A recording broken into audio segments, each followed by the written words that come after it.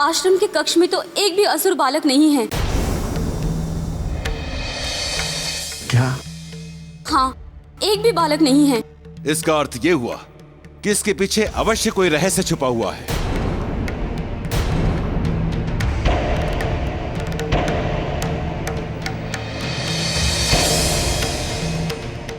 मारुति, सत्य बोलो, बोलते क्यों नहीं हो तुम? बोलते क्यों नहीं? चुप क्यों हो? उत्तर दो। अपने पिताश्री के प्रश्न का उत्तर दो। मैंने कुछ नहीं किया माँ।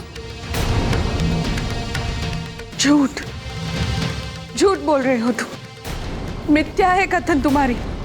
ये मत भूलो मारुति कि प्राणी की जीवा बोले या ना बोले, किंतु उसका मुखमंडल सत्य और असत्य दोनों को उजागर कर देता है। दर्पण होता है मुखमंडल सत्य और असत्य का। और तुम्हारे मुखमंडल को देखकर यह स्पष्ट होता है कि तुम मिथ्या की पंकिल पगडंडी पर चलने का मिथ्या प्रयास कर रहे हो।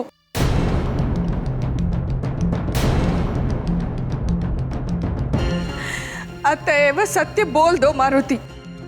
मैं सत्य कह रहा हूँ माते। यदि सत्य कह रहे हो तो तुम बाहर क्या कर रहे थे? आश्रम के अंतःपुर में क्यों नहीं थे? क्यों नहीं थे तुम अंदर?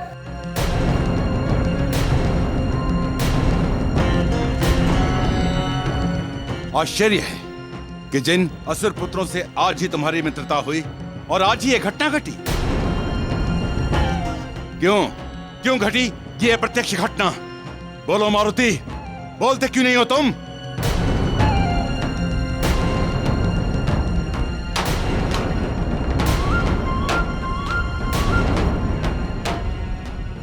हाँ मारुति, तुम बताओ, तभी तो हमें यह ज्ञात होगा कि कैसे ऐसी अकल्पनीय घटना घटी एवं किसकी सहायता से यह आश्रम यहां तक पहुंचा। क्योंकि तुम अभी तो बालक हो, तुम्हारे पास इतनी शक्तियां तो है नहीं कि इतने विशाल आश्रम को उठाकर यहां ले आओ। तुम्हारे बताने के पश्चात ही हम सभी निर्णय ले पाएंगे। प्राचार्य जी सत्य कहते हैं मारुति। तुम इतने बलवान नहीं हो कि तुम आश्रम को उठा के यहां से वहां ले जा सको।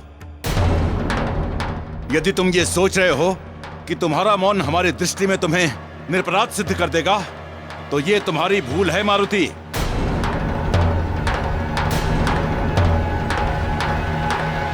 सत्य क्या है मारुति, बताओ, अन्यथा तुम्हें अपराधी सिद्ध करके तुम्हें दंड दूंगा। रुक जाइए।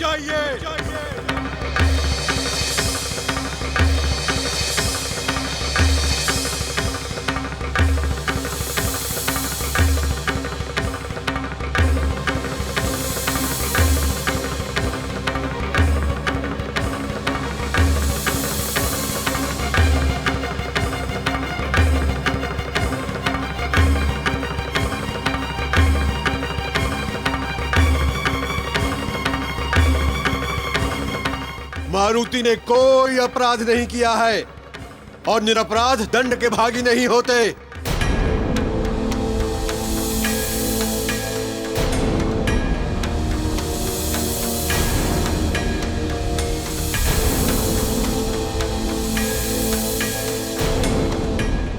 हाँ महाराज केसरी, मारुति ने जो कुछ भी किया है वो आप सब लोगों के हित और कल्याण के लिए किया है। ये आप क्या कह रहे हैं महाबली काका? मैं सत्य कह रहा हूं महाराज केसरी। मारुति, मौन मत रहो, तोड़ दो अपना मौन और बता दो सभी को कि सत्य क्या है। अन्यथा ये सारा आश्रम तुम्हें सदा के लिए मिथ्याभाषी समझेगा।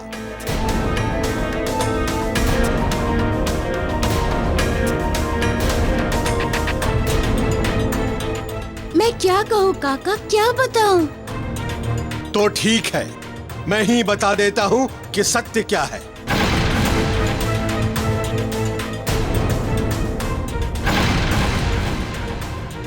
आचार्य, कहाँ है वो असुर बालक? महाराज केसरी, ये जो कुछ भी हुआ है वो सब असुरों की योजना थी।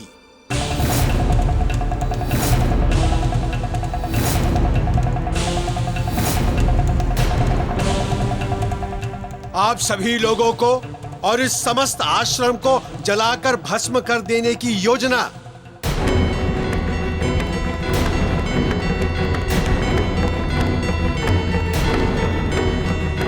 इस तथ्य एवं सत्य को मैंने स्वयं अपने कानों से सुना है, सोमाली के मुख से।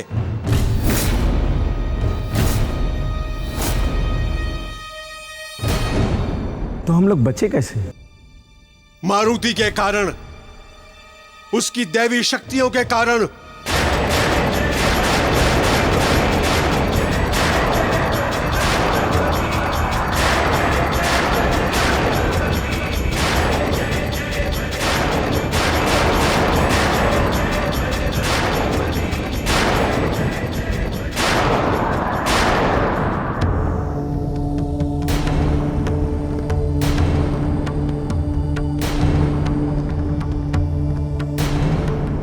मुझे तो विश्वास ही नहीं हो रहा कि मारुति के पास दिव्य शक्तियां हैं।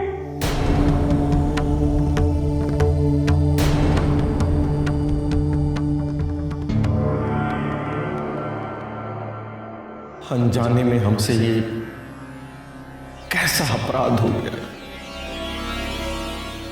आचार्य, उन्हीं दैवी शक्तियों के प्रयोग से मारुति ने आप सभी को इस आश्रम को जलकर भस्म होने से बचाकर यहां सुरक्षित लाया है।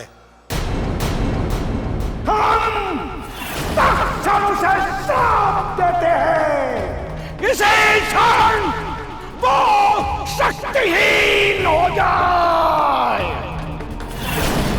हम तक्षण से श्राप देते हैं कि वो इसी क्षण शक्तिहीन हो जाए।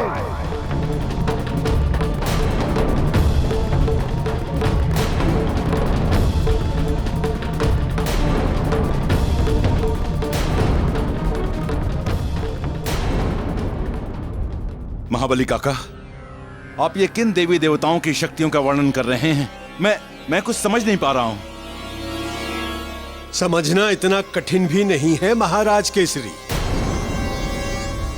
इतना भर ज्ञान आवश्यक है कि मारुति कोई साधारण बालक नहीं है।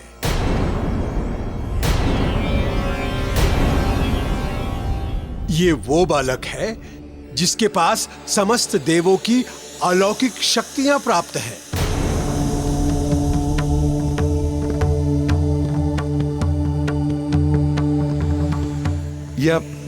ये आप क्या कह रहे हैं? वही जो सत्य है। परंतु ये सब हुआ कब? हमें तो कुछ ज्ञात ही नहीं था। बात उस समय की है जब मारुति नन्हा सा बालक था और बालपन में ही वो उगते हुए सूरज को फल समझकर निगल गया था। तब इंद्रदेव ने वज्र से उसकी ठुड्डी पर प्रहार किया था।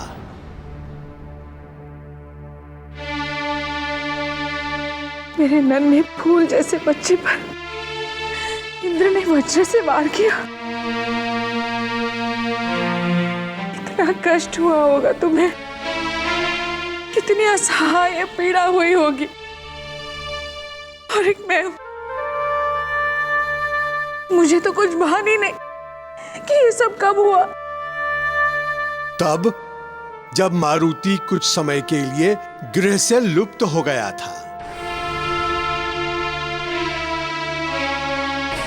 तभी ये घटनाएं घटित हुई थी। इसके पश्चात क्या हुआ जामुन जी? क्या इंद्रदेव के वज्र के प्रहार से ये बालक बचा कैसे? पवन देव के प्रयास से वज्र प्रहार से मूर्छित मारुति को लेकर पवन देव गुफा में चले गए और सारे मारुत अपने अंदर खींच लिए। तब सारे देवताओं ने आकर अपनी अपनी शक्तियां दी।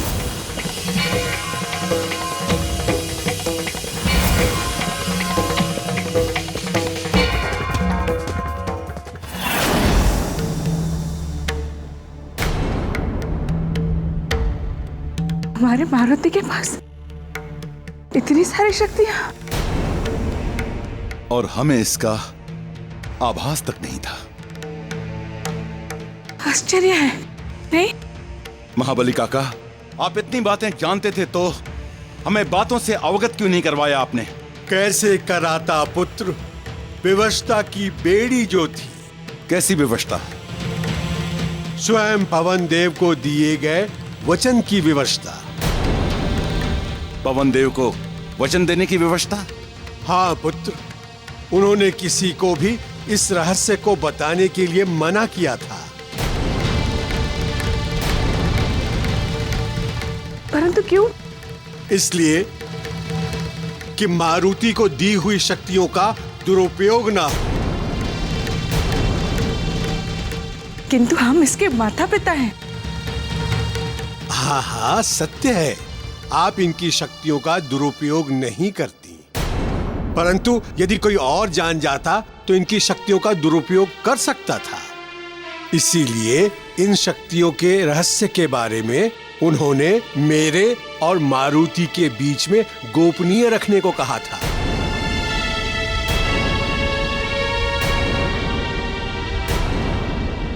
और दूसरी महत्वपूर्ण बात तो यह है कि उन शक्तियों का प्रयोग केवल उचित और कल्याणकारी कार्यों के लिए ही होना चाहिए, जिसका मारुति ने सदैव उचित प्रयोग किया है, जिसका उदाहरण आप सभी के समक्ष भी है। आज भी इसने अपनी शक्तियों का प्रयोग आप सभी के प्राण बचाने के लिए ही किया है, अन्यथा उन शक्तियों के प्रयोग का कोई कारण नहीं था।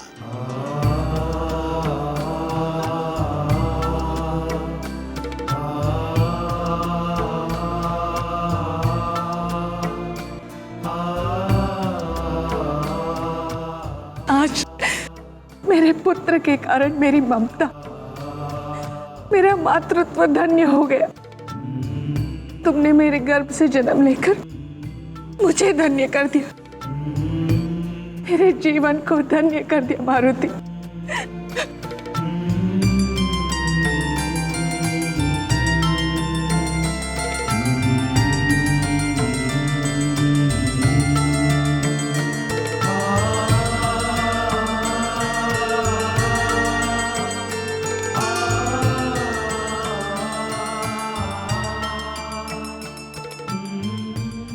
परंतु मेरा जीवन तो व्यर्थ हो गया।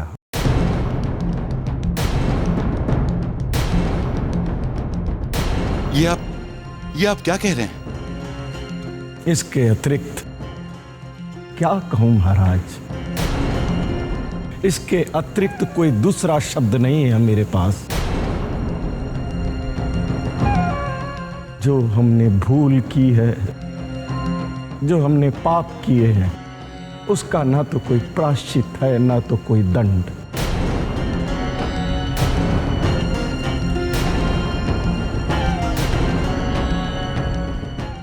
ये आप कैसी बात कर रहे हैं?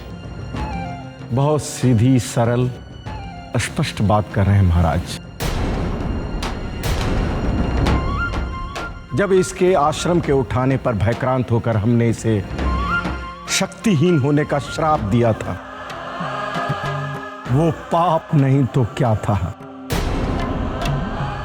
मेरी भूल, मेरी अज्ञानता, मेरे क्रोध, मेरे अहम के कारण ये बालक शक्तिहीन हो चुका है।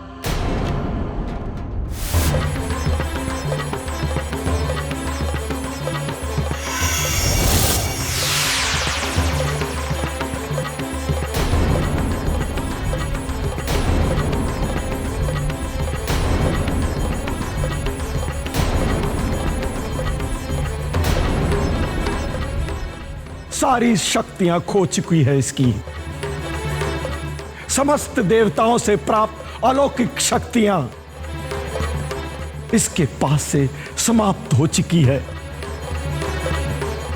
केवल मेरे कारण, मेरे श्राप के कारण।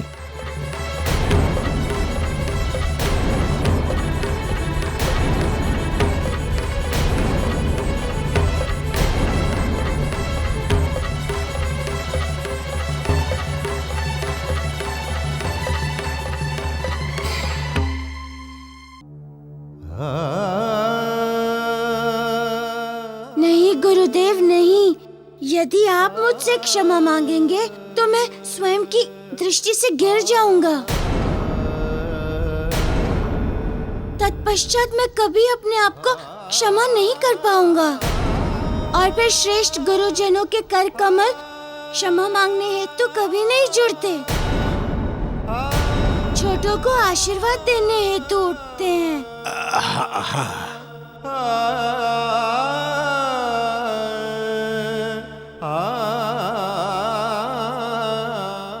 मारुति, हम अज्ञानी हैं। हमें तो ये ज्ञात भी नहीं हो पाया कि हमारे समक्ष एक दिव्य बालक है। ज्ञान के अभाव में ये ज्ञान नहीं हो पाया। इतना तो हम जानते ही थे कि श्राप का अर्थ एवं परिणाम क्या होता है। ये जानते हुए भी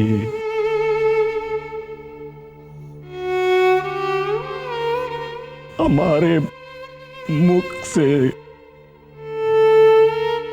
श्राप उच्चारित हो गया। जो आचार्य अपने शिष्य को श्राप दे उसे आचार्य कहलाने का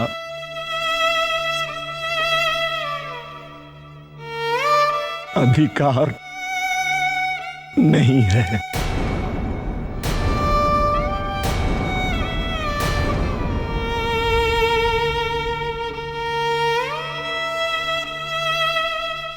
धिक्कार है ऐसे आचार्य। नैतिकता के आधार पर ऐसे आचार्य को शिक्षा देने का कोई अधिकार नहीं है।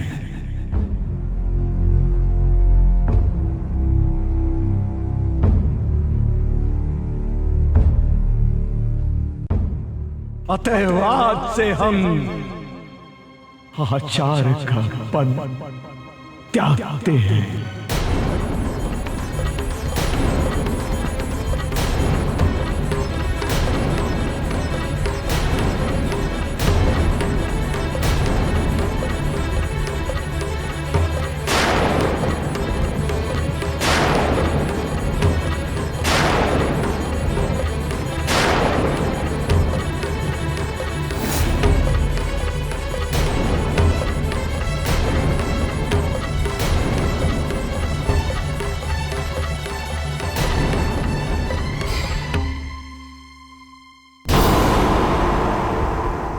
धिक्कार है ऐसे आचार्य पर। नैतिकता के आधार पर ऐसे आचार्य को शिक्षा देने का कोई अधिकार नहीं है। अतएव आज से हम आचार्य का पद त्यागते हैं।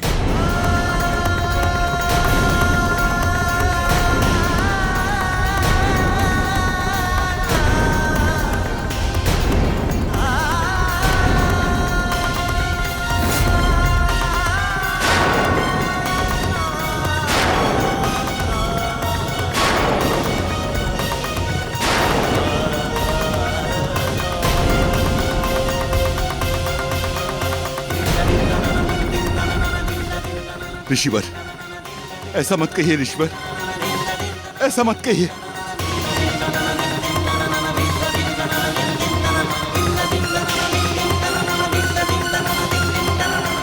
महाराज केसरी, नहीं, कदापि नहीं। यही मेरा दंड है, यही मेरा प्रायश्चित है।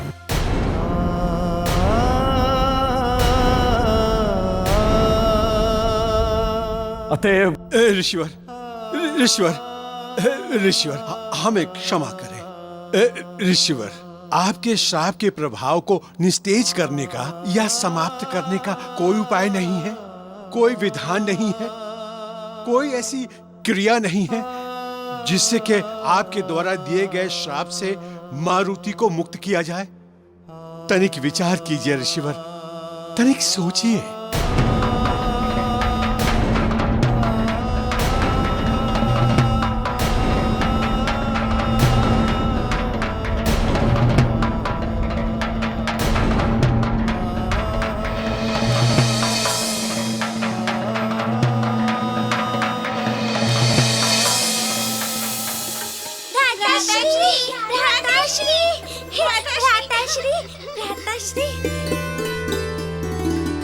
क्या हुआ भरत, कहो। अभी अभी हम तीनों ने शस्त्रागार में एक ऐसा धनुष देखा जो अत्यंत ही दिव्य है। हाँ भ्राताश्री, हमने आज तक ऐसा धनुष किसी के पास नहीं देखा है। चलकर आप भी देखिए ना भ्राताश्री। ठीक है, आओ चलो।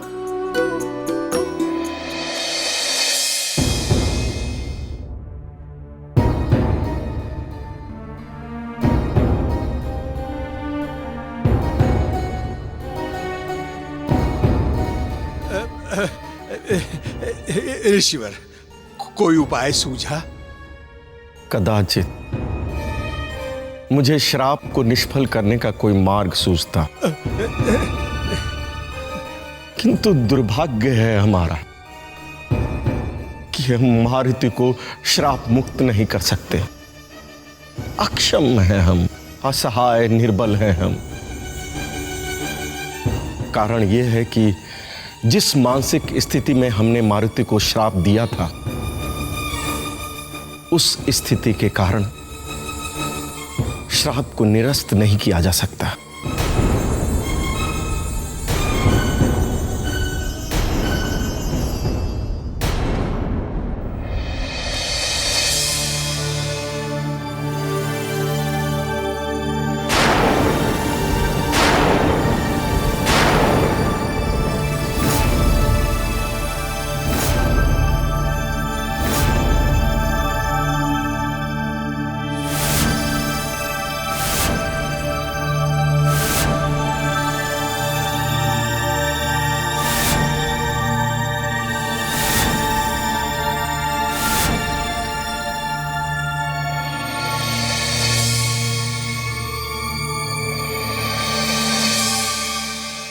सुना है कि यहाँ शब्दभेदी धनुष बाण है भ्राताश्री।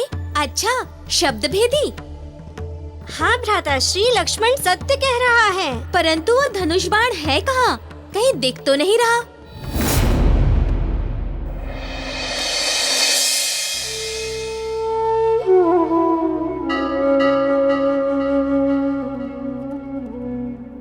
प्रभु,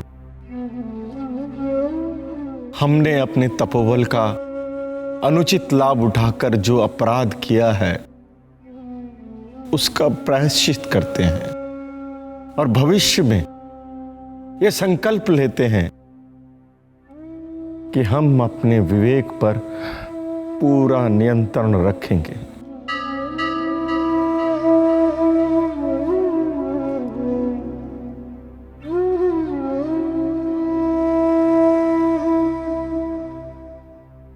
सूर्यदेवाय नमः।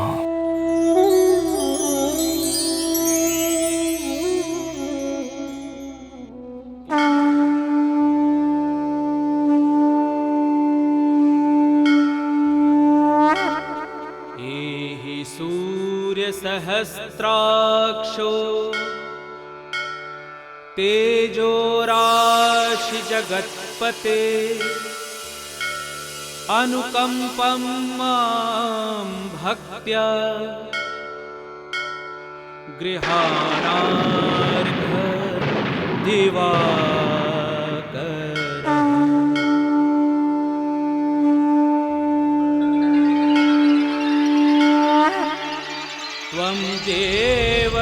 ईश्वरः शक्र ब्रह्मा विष्णु महेश्वराट्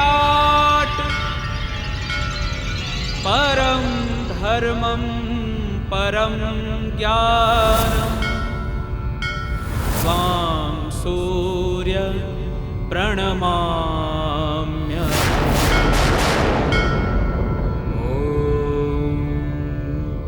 आदित्याय नमः।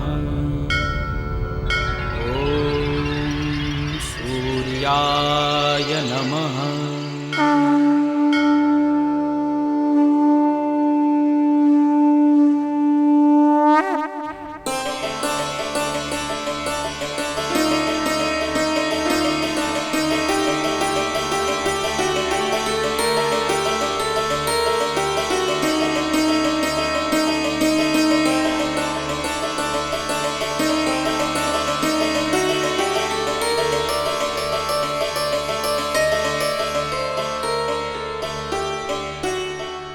अपनी तपस्या, आराधना एवं क्रिया के आधार पर हम अवश्य कह सकते हैं कि मारुति को जब भी अपनी शक्तियों की सबसे अधिक आवश्यकता होगी, इसके अतिरिक्त उसके पास न कोई मार्ग होगा न कोई विकल्प। वैसी स्थिति में मारुति को स्मरण कराने पर उसे सारी शक्तियां स्मरण हो जाएंगी।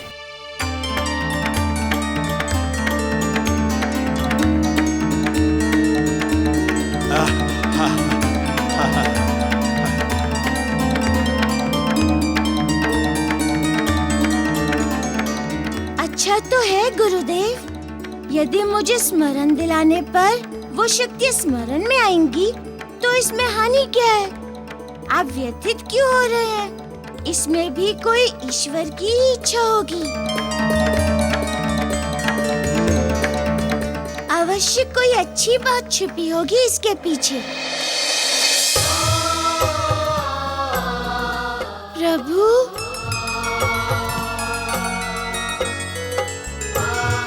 हनुमान, तृणबिंदु के श्राप के कारण तुम्हारे माता पिता की जो स्थिति है वो मुझसे छुपी नहीं है। मुझे पूर्णतः आभास है कि उस श्राप के कारण तुम्हारे माता पिता पे क्या बीत रही है, वो कितने व्यथित हैं। परंतु जो कुछ भी हो रहा है वो नियति के अनुकूल और विधि के अनुरूप हो रहा है।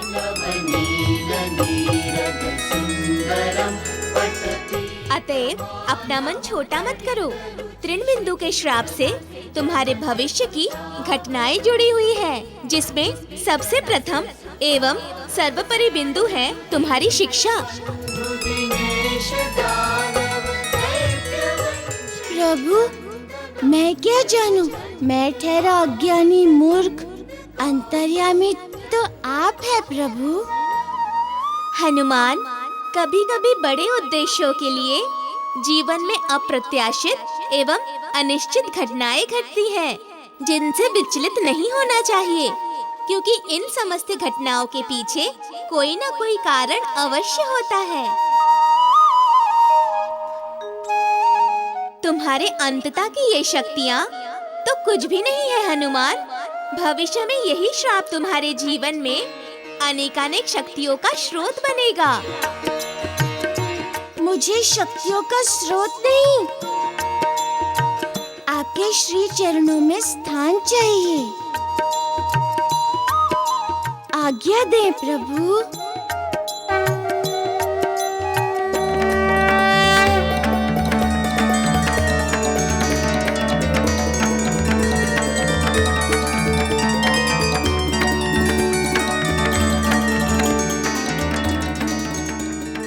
यदि संभव हो तो हमें क्षमा कर दीजिए।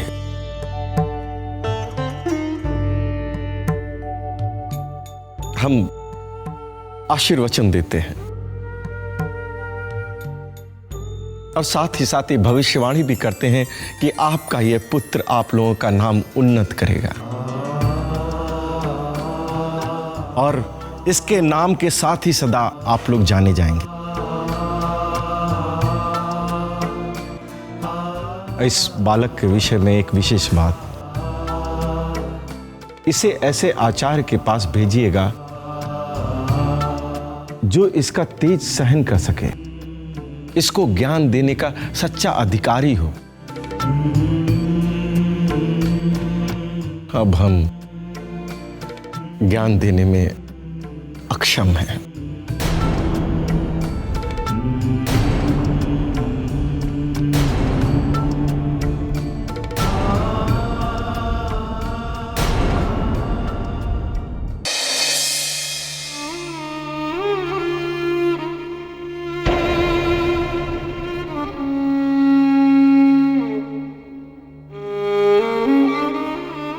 अश्रुधारा मत बहाइए माते, क्रंदन मत कीजिए।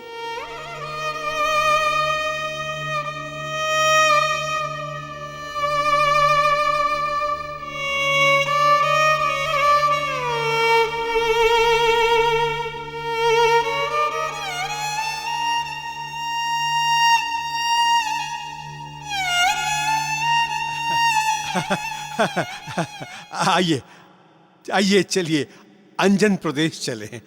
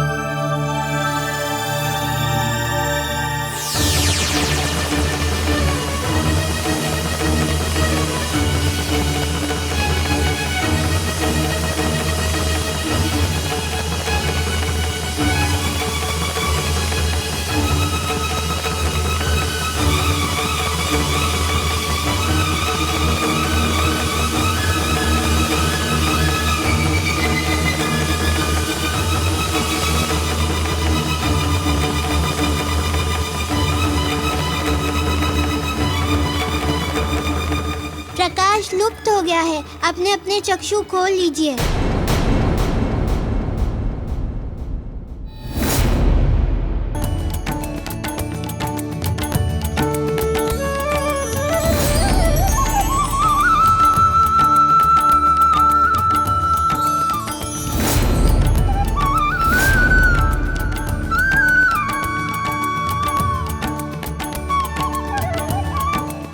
भ्राताश्री, हम लोग इसी धनुष बाण की चर्चा कर रहे थे आपसे। यही है वो अत्यंत दिव्य, अलौकिक, अभूतपूर्व शब्द भेदी धनुष बाण। चढ़ाइए ना भ्राताश्री इस पर प्रत्यंचा। भ्राताश्री, ये शब्द भेदी धनुष बाण होता क्या है?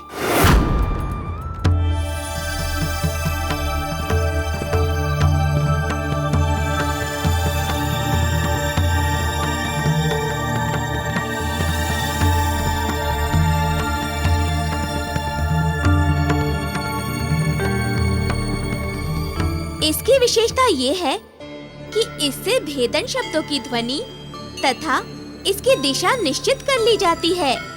इसी कारण इसे शब्द भेदी बाण की संज्ञा दी गई है। इस तथ्य को मुझे पिताश्री ने बताया था, परंतु शब्द भेदी बाण के प्रयोग के लिए मन की एकाग्रता आवश्यक है। वो किस हेतु? इस हेतु कि यदि मन को एकाग्र कर ध्वनि को लक्ष्य करो तथा बाण को उस दिशा में छोड़ो, तब निस्संदेह बाण उस लक्ष्य पर पहुंचेगा। कारण मन की एकाग्रता सबल है, तो मानव को बाह्य दृष्टि की आवश्यकता न्यूनतम पड़ती है।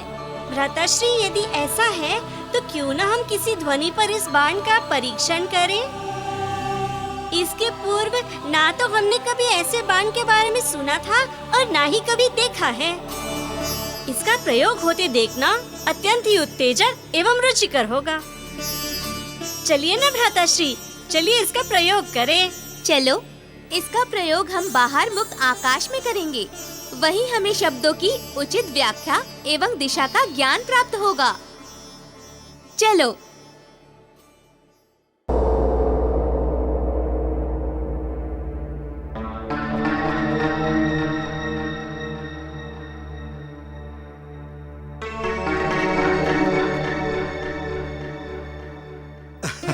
आइए आइए, पधारिए। राजमहल में आप सभी का पुनर्स्वागत है। अच्छा हुआ आप लोग शीघ्र ही घर वापस आ गए।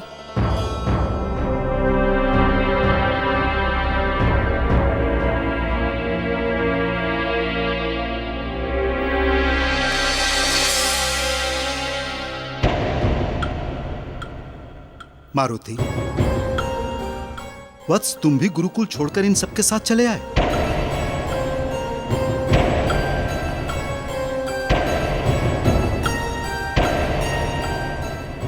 आप सब इतने शांत क्यों हैं? जामोन जी, कोई मुझे भी बताएगा कि इतनी शांति यहां क्यों है?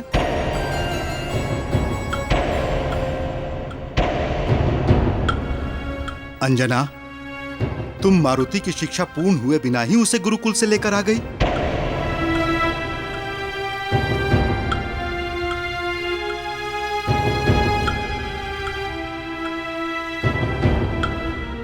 अब इसने जो ममता के वशीभूत होकर किया सो किया।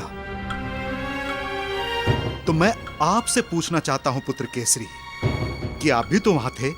आपको तो बुद्धि और विवेक से कार्य लेना चाहिए था कि नहीं? इसे समझाना चाहिए था, रोकना चाहिए था इसे। पिताश्री, आप अंजना को कुछ मत कहिए।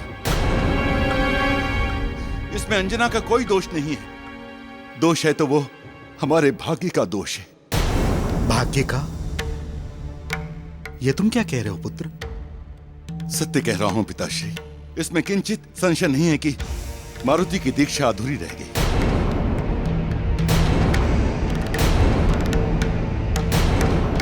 किंतु इस पे लगा श्राप का क्या होगा? श्राप? कैसा श्राप? और किसने दिया हमारे मारुति को श्राप?